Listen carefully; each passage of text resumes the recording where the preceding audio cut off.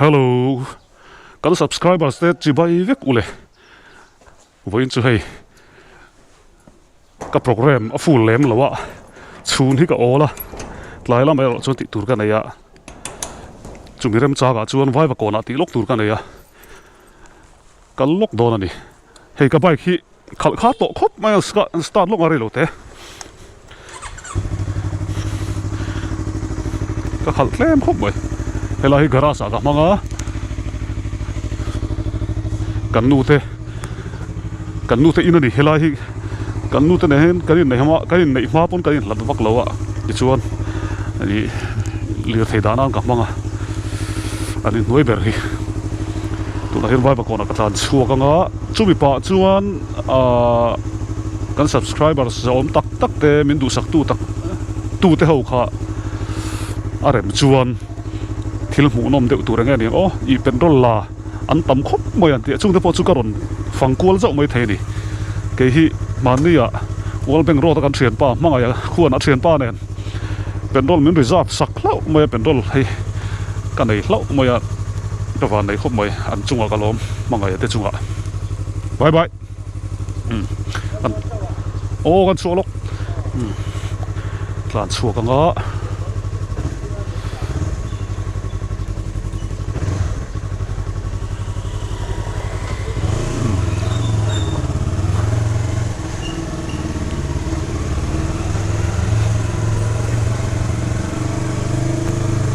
helai hi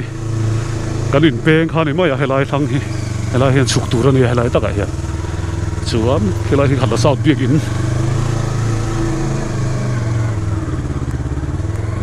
kan loi na biak in ani e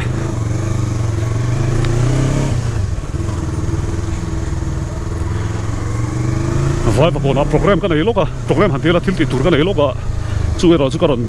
vlog kher lawang ni mal thil dewani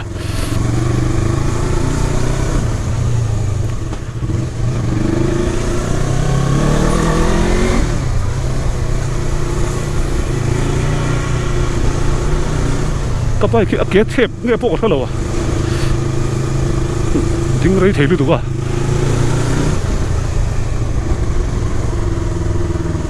R3 hi Mizoram pai ga chon a khal nuam ka ti ber pol ni wangin ti gala kol ve a ti lawa chon atlang wal ma deu kan la tlang wal view thau nai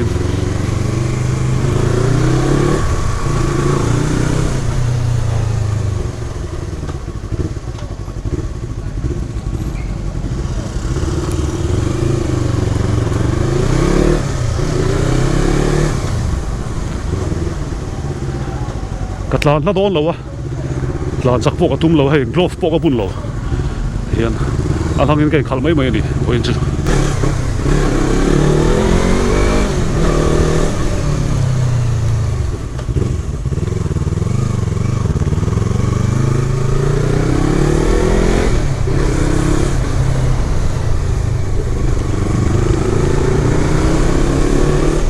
khatla south kal turin nar jari ko la nga ya lir thei chuan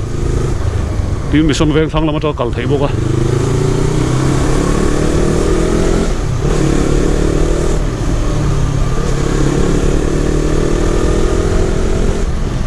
jun ni som hi pakwa ni a wen hi khuwa tha amrenga amaro chu hei chunglam ke chu thor thei din hura ding me ka ni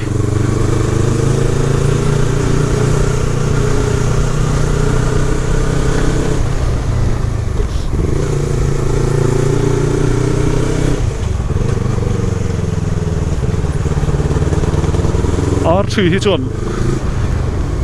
ma ni na chu min zo lap khop mai a ke som riat panga vel kan ya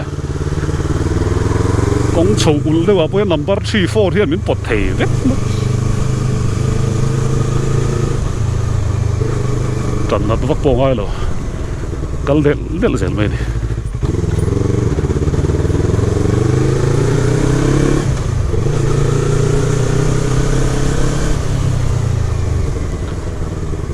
petrol la hi an tam an ti wangin karon vlog mai thei ka ti kha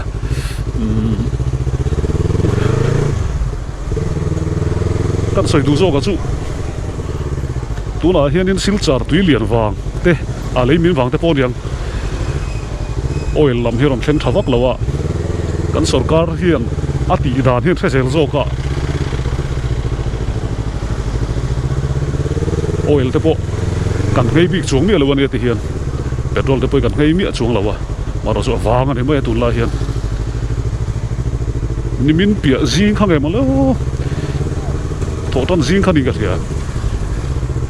mun pakhata petrol black a lei ka tuma cheng za sorry liter khat cheng za dian han te mai chu pui tak ni pui tak liter khat cheng za dia an lei chu ka lei ta lo wa ka nei le lo wa ka van nei khop mai thil hi awang kan ti wang te han then khat chu chome te pon yang chu kan chiar to vak thina aman le to ania chung te chu Christian ram kan tia Christian ram tia tan hena mo em ti la ya kha chut ngun ve ngai khop mai chumi piala ma chuanin an chiar to na chan khawm ve thei boka an ble ka la tu te khan ha takin ni le ngana lo chang ve the khoya mo eng mo ha de khanin alo boi pui ve theya chu tianga an chiara an du sa an chiar te ni kha churin an thu thu nia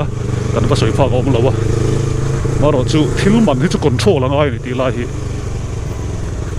mizo fetika en kol re re nga voin ka ti tur chu vai va kon kala ne ma se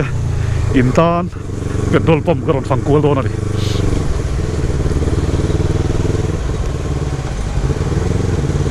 hi la fe ngai lo tan kan chadel te la en ngai lo tan Treasury Square ni ya Assembly House kota kan om mega ni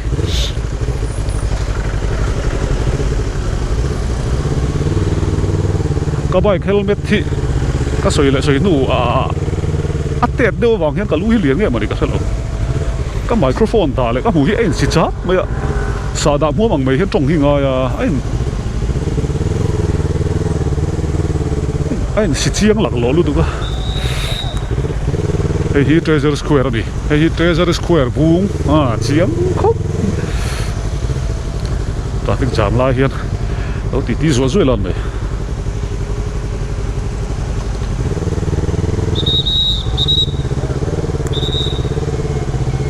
tin kan soi du chu thila wang don kan ti hit in chu kan mang riu mai hi thalo ria maya chi wang don an ti ni chu rup pa te la wang don an ti ta ti khan petrol pot chu ti tho kan man tur bak hin kan la du zela a boi thak zela ni chu wangin a van bel ni te hin ka ria ke chu hi post office ani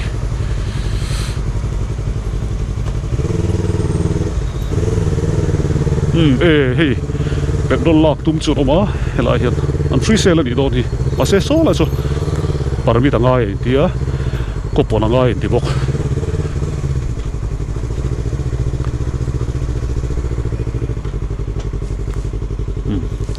mi zo fe da zo tam vak lo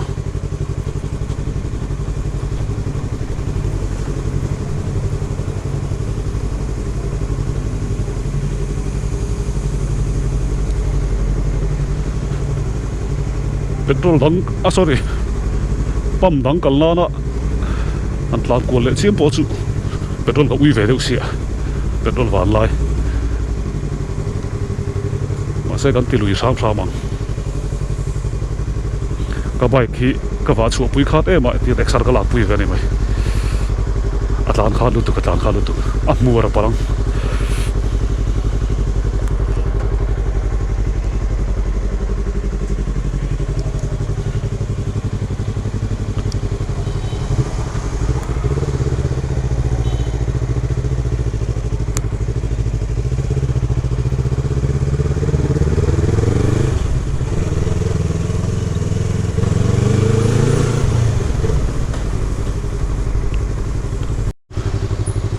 ka ti tur ka ti zo ta vai va kona ka ti tumber ti zo ta ti thang lam ka pan zela nga sai rang ro petrol pump ti vel kan tlan kol ve zoi nge an lo thol lau le ka thun bel zewa nga ne mai voin chu petrol wang te nge mani kat la tha na traffic jam hi om lo re mai ala maro pui ne ka tlan hun hi dar so pakhat vel ani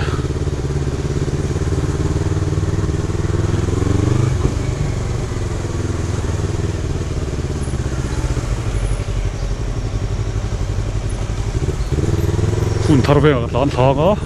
a tu chuan khu lama sai rang ro da ka tlan thazuai anga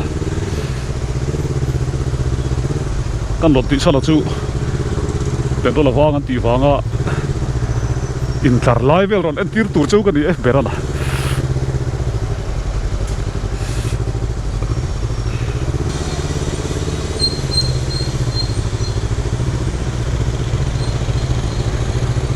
khir tu te khan in lo hriat ve mai tan rampo na tangte zo kholoma tangte pon lo thlir thina helai hi hun thar veng lei tan yam kan ti lai khan he kan thleng chi a helai tlak niam awang hian tuna hianin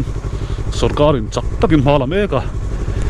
in tin nge siam dan hi ka soi ve thiam lo a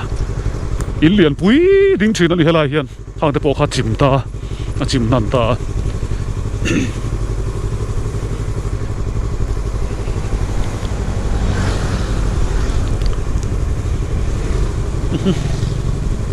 lui koron ti fai rim tui lo hle me lai chu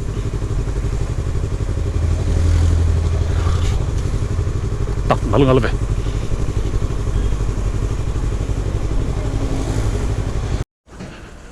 ole soเป็นรถละตัวนั้นต่ำงังไว้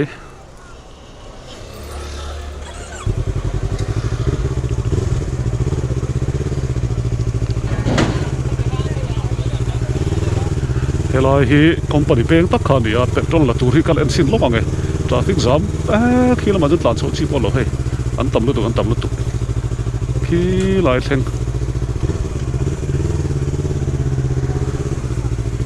ใครขี้ลายเส้นอันนี้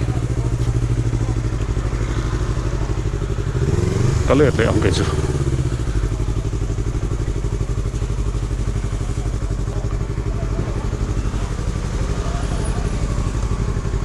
ก็โลก็โลออก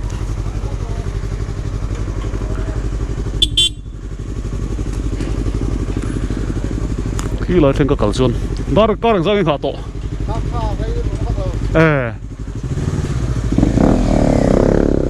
ทั้งลำก็เอ็นปุยเลยลงกันเชียวตั้มตะกันดิเป็นรถละ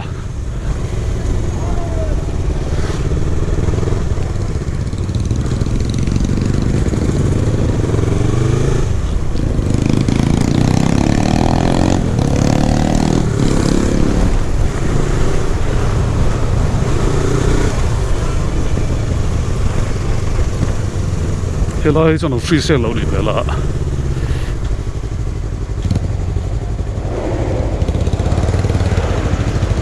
เฮ้ยจูโนเป็นโรลไอ้เดีย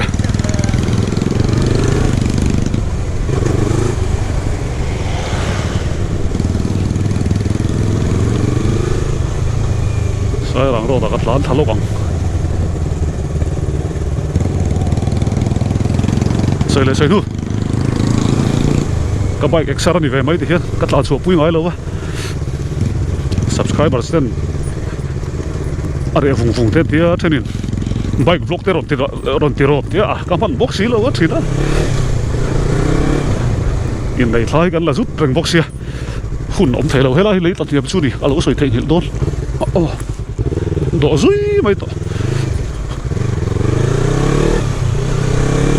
โหแล้วมากันเฮ้ยโฉดโดนนี่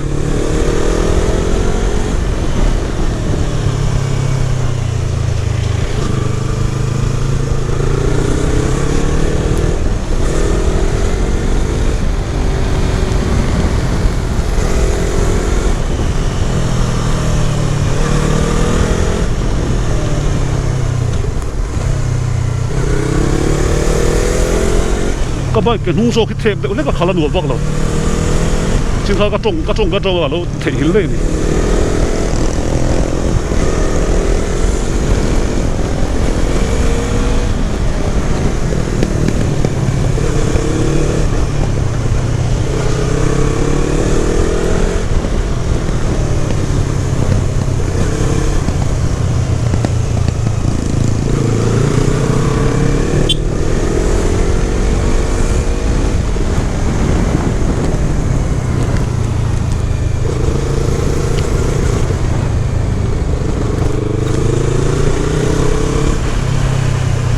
cái làm hiện free sale một lệ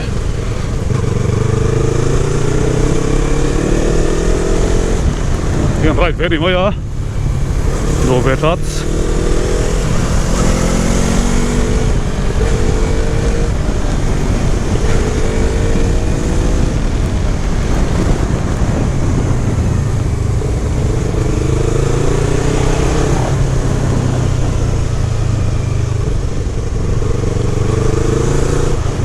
khăn đâu người mà đi cắt thịt theo túi mày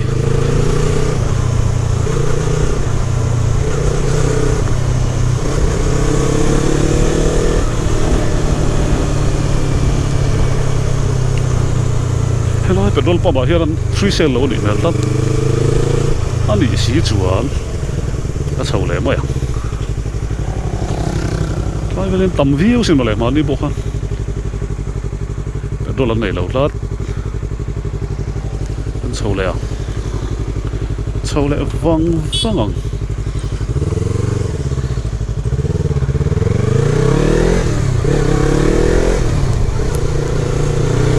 có phải là lỗ chắc ấy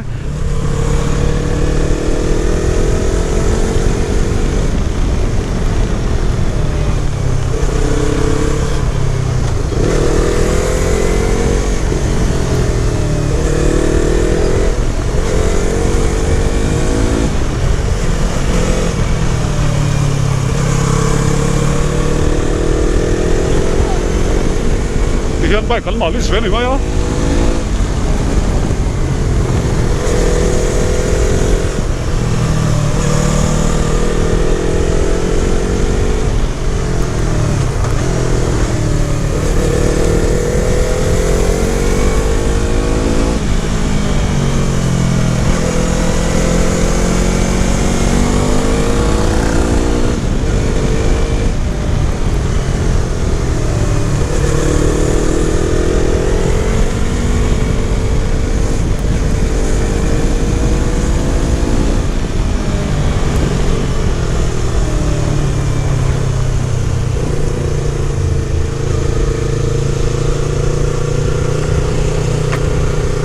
thil pakhat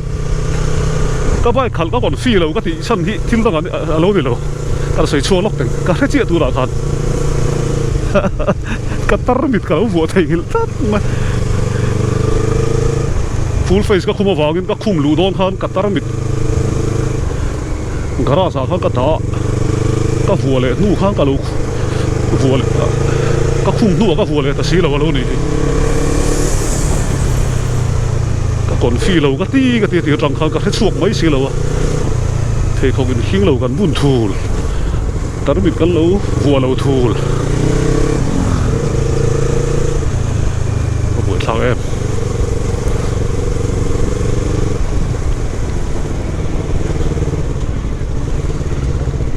cái bộ thì sang vác lâu này ta nó bị cái vua lâu khi cho đến thêm thì là phê đấy mà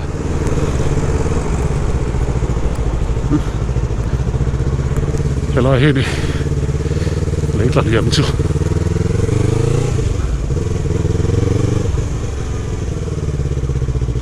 cái vấn đề bố em là bằng chứ mà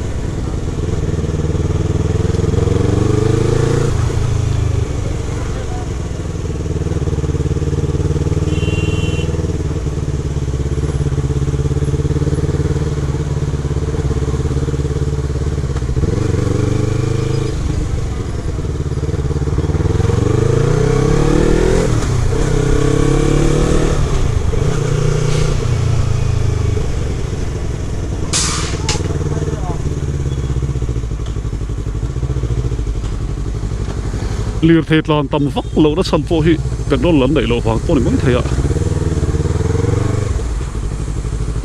petrol này là tầm đỡ hết to thì mới thấy lăn sầu về lên hay là hiện thôi là trên nghe in tờ tập em nắng trên hơi cả cuốn thật đấy à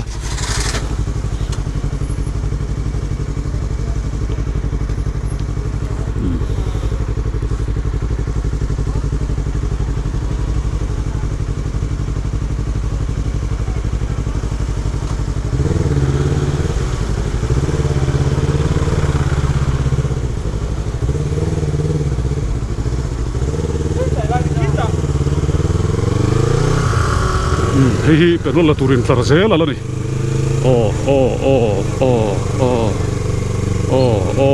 thui lu tuk thui to lu tuk lai pe chu lak do na chi hiat a zo to hi lo ti ti lo om khop mai ni le nin tlar ve siang a hei motor pe chu hei ala chho zel he ta hei petrol la turin tam lu tu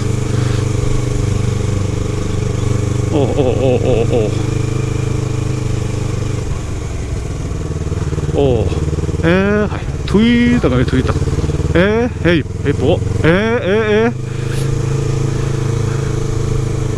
ala to mấy lâu khi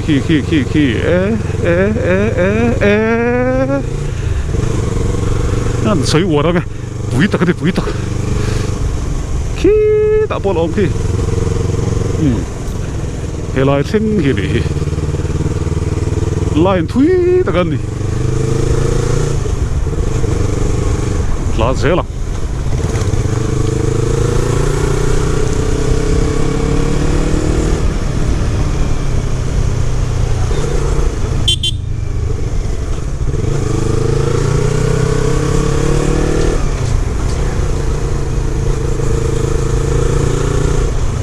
chỉ khá thị ăn uống về hốp mọi người mà đi to cả chuồn feel về veng thế mà hiểu hay là hi bên đó là turin tar thấu nghe này lo là cái giảm đâu đi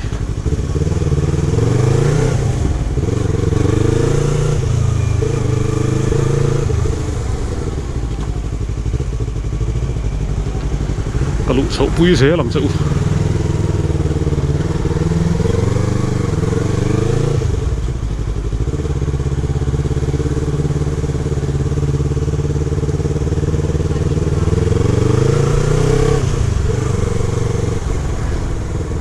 subscribers ten khat klema tlangwal deuh ten request an ron pe ve thina bike vlog ti vel de ron ti chuak ve thin la eti khan lu tukan tia china ka ron sai tong khan hun hi ka nei lo ve de lek thina tiang ti tur zonin hun thol de lek ni leng na ve de lek ani wang hian kala ti mai thei ri lo ni tun ha ya chuan tin tum kan nei sa tu la hian in lalma ma rider national champion nen khan in tlan dun kan tuma kan in befel vek to ani pon tlan chak to ma ro chu kan hun nei mil lo le thina a man ni ka man lo le thina rem changa pathin rem athe chun kan tlan dun ngai tur anga yela thil lui za thla ve de mai chu a then khat subscriber se jinga then khatin zai lamte music lamte ron ti tamro anti boka internet ti turpoi ka se lo ni tura chu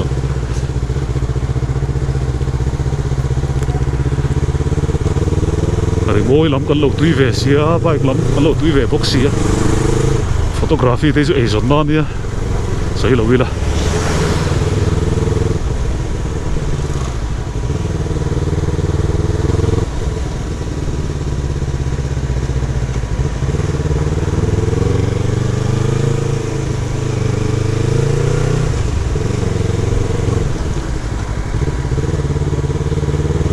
helahi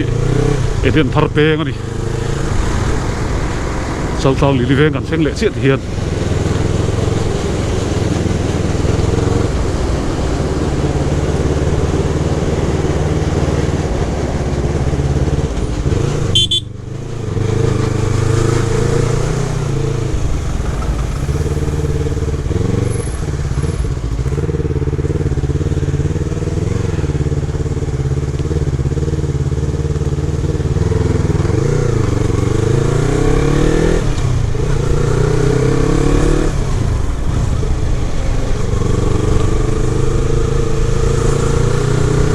hian bong kona ka tlan lu don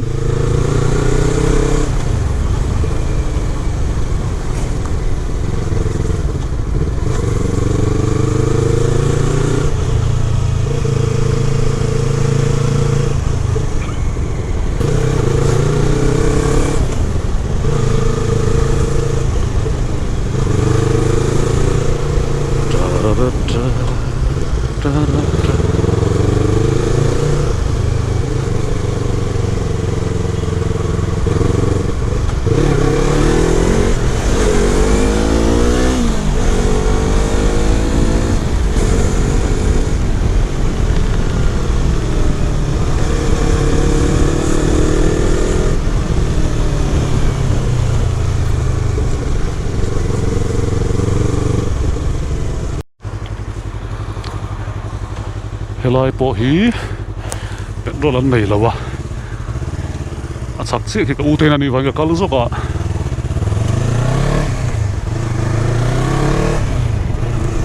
bong ko na kan tlan chuak le a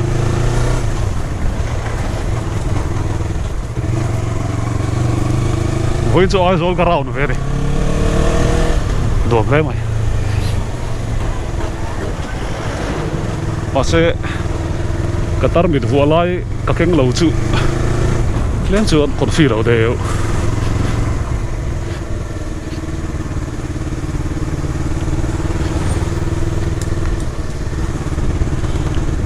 this is Bongkot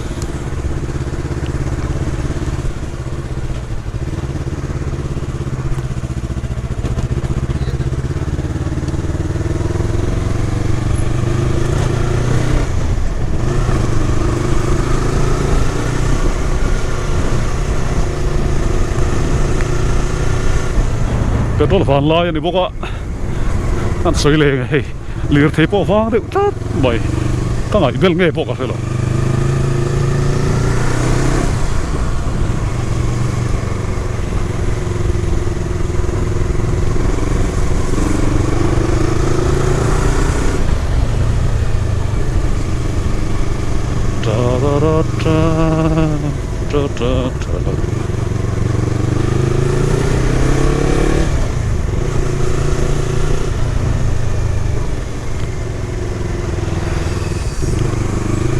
voin chu soi tur ka hul khop mai tan patil han soi mai ka tu man ne ma se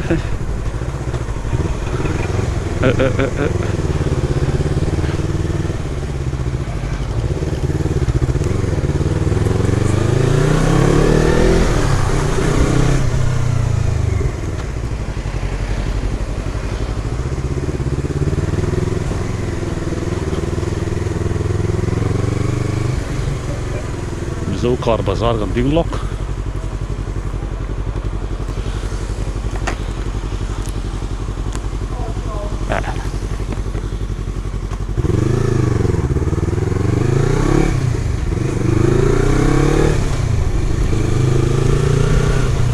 ai zol kho chunga chunin petrol om lo zum chim ari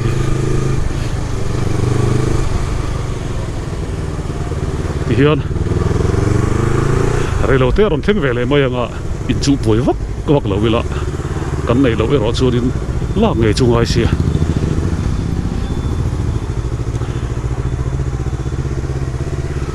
ati ra bagaron sayam de khan black in an zuar to lu tuk boxi ne in den fi kan nga ye kan ti ve zukha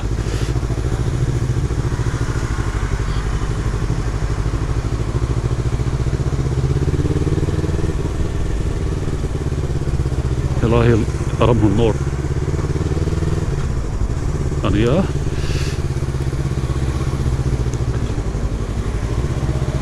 hetia kan vlog hi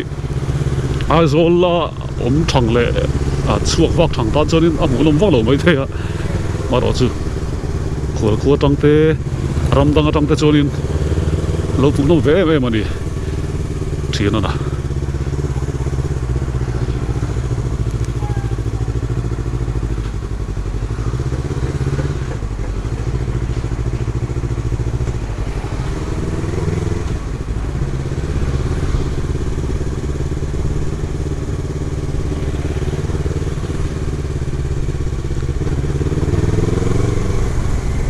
helai hi ram hun industry peng an ti lai tak kha lia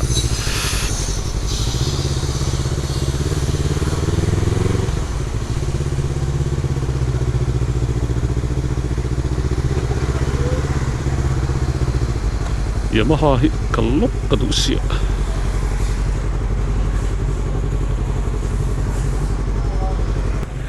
kan ho tawang tura chu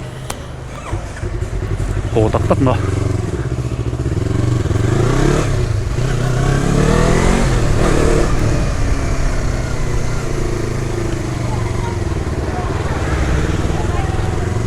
helai po ngoi thap mai petrol pump chu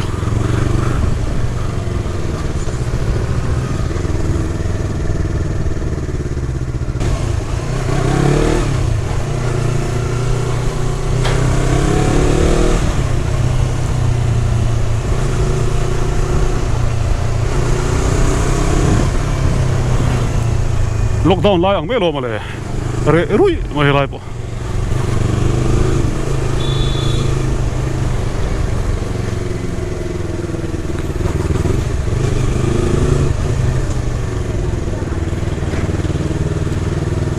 ni chin khan Yamaha showroom ha ka lu ta thil reng reng hi atlom lam hena kal to lo a kal lo rim rim a kha an bike zorte an scooter zorte po kha amana lo sang to hle mai Aerox po tulaya scooter kan uar deuh mai hi hei tam takina an uar thar hi ti mai ang Aerox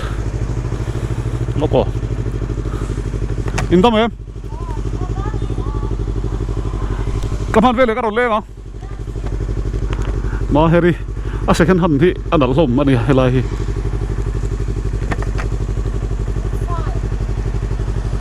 futsal a va thave e hei futsal boot anei ni hi engza ban teng e sa kha zanga ani mo e a va thave ma se football ka pet thiam lo rem cha ka ro le wang hei thei khok oh second hand du tan chun pan chi ni hei ha tha he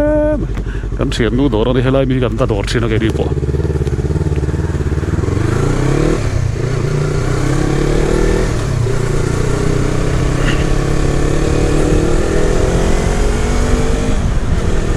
Aerox man kan soi le lok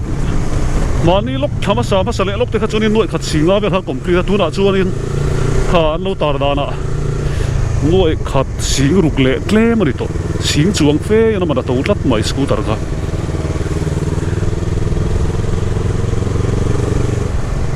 thil rek rek hi a to tot mai ni thil man hi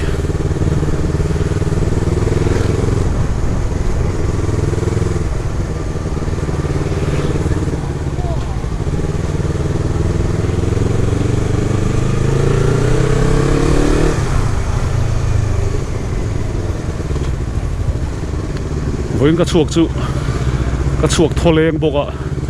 ka vlog ki mu dom vak lo mai the ni tam tak tan a tir lama thak en lo in om pal takin vai va kona thil ti lok ka nei wangin ka tlan tha chu mi pa chuanin tula ya petrol awang sia petrol pump an in tlarna sa theile tu ka mu nom theile tu kan ti wangin ka ron kal kual ve chak dewa kan en kual tak ngira ma ro chu petrol i mun di khata ba kan sem lo wa an sem na mun ai ro chen do an tlar thui kho bai video amala maganda kha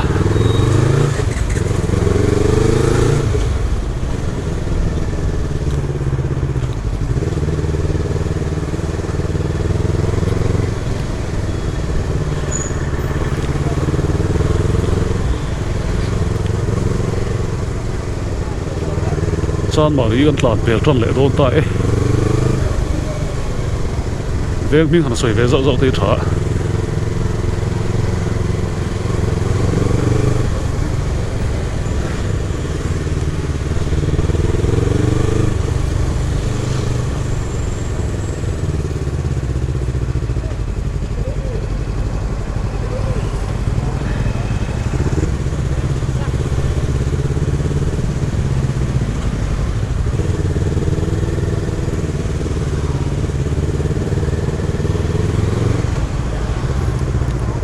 sar kot ven thleng le ta ka tlan kul ve hle mai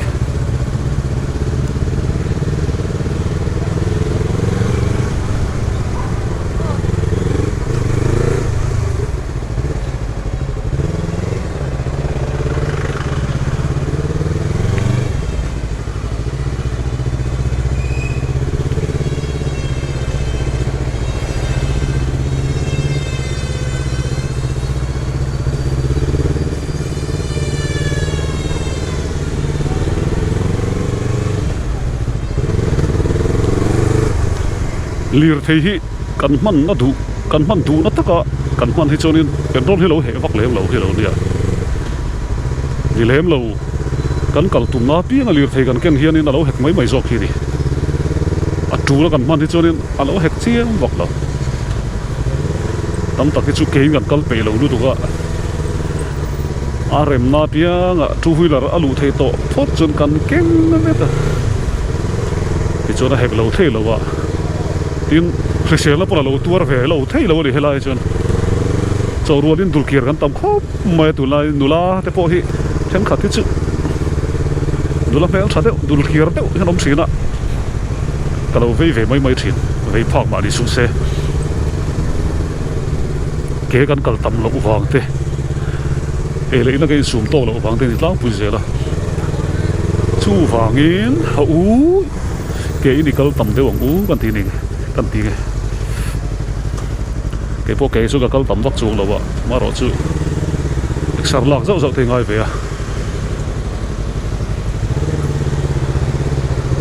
a thum tu ya piang al tu ya piang kan ei se bok si wangin tak salam kan ve na ngai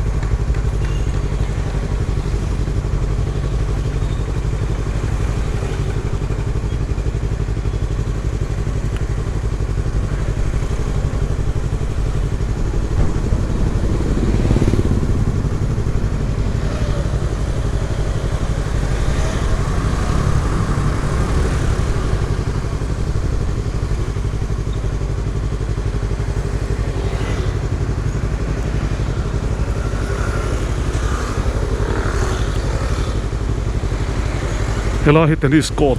le a che vel ani heti zong hi ka video siam ni mero se ti vak tur ka lo tun tum chu ka petrol van thu kan on soi ni pere in za va in min thir tu te zong kha bye bye vek u kan lo me